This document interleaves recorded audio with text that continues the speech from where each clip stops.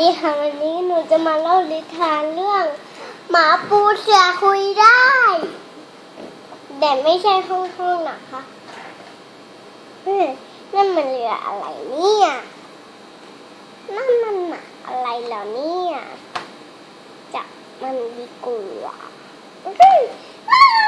เฮ้ยหมาขึ้นเรือไปเที่ยวมากับคนมาที่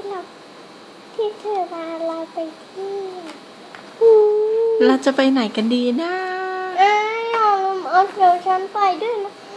ก็เอาเสือฉันไปจริงๆไม่ได้ไม่ใช่มันจะพังหมาตัวนี้มันชื่อว่าจีจี้ค่ะจีจี้ค่ะจีจี้จีจี้ร้องไงลูกจีจี้ร้องไงคะจีจี้จีจี้ร้องแบบนี้ไหนคะจีจี้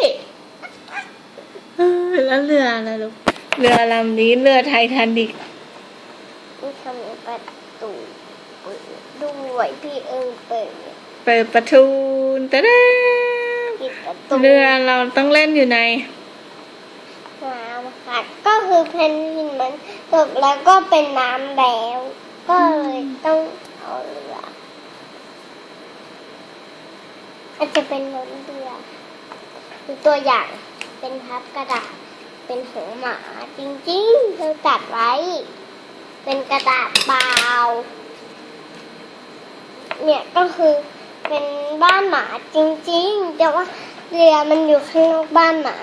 มันอาจจะไกลนิดเดียวเนี่ยเป็นบ้านหมาเป็นบ้านจีจี้ลองหน่อยครับอ้าวเห็นไหมจีจี้ต้องใส่อันนี้ด้วยอะค่ะจีจี้มันต้องใส่อันนี้ด้วยแล้วก็เนี่ยจีจี้เดี๋ยวพับให้นะโอ้ไม่เอาโปนะไม่โปไม่เอาครับผมไม่อยากพับเป็นผู้หญิงแล้วกันนะคะก็คือเป็นบ้านของบักจีจี้ก็ต้องอันนี้มาจากกระดาษตัวนี้ก็ต้องเป็นบ้านต้องพับเป็นก็คือต้องสร้างบ้านให้จีจี้ก่อนจีจี้เดี๋ยวสร้างบ้านให้นะอยู่บนนี้ก่อนต้องหาทรายพังไม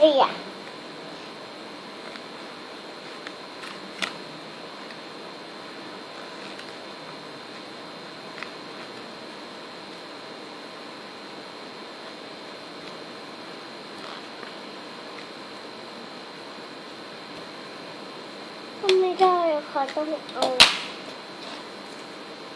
จีจี้ห้างมันให้นะ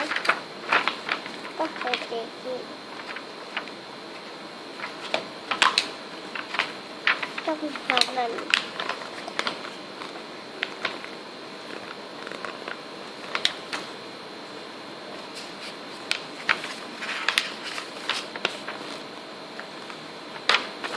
ี่ค่ะมีเสือบ้านจีจี้อันนี้ก็คือห้องน้ำจีจี้มันจะเอา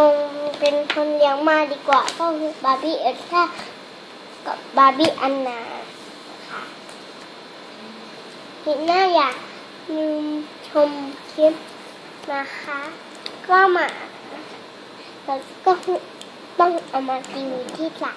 โอเคเพราะว่าไม่มีหมาโอเคบ๊ายบายค่ะ